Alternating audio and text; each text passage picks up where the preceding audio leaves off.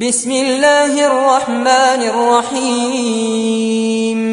الحمد لله الذي أنزل على عبده الكتاب ولم يجعل له عوجا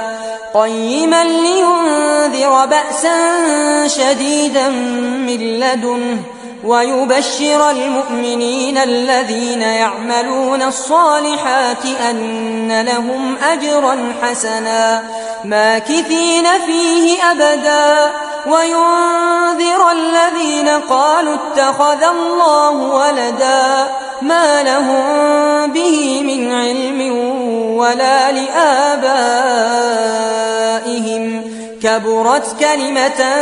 تخرج من أفواههم إن يقولون إلا كذبا فلعلك باخع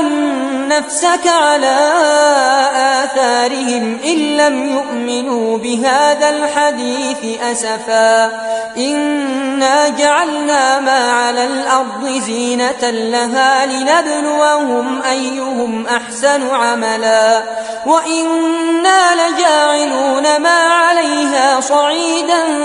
جرزا أم حسبت أن أصحاب الكهف والرقيم كانوا من آياتنا عجبا إذ أوى الفتية إلى الكهف فقالوا ربنا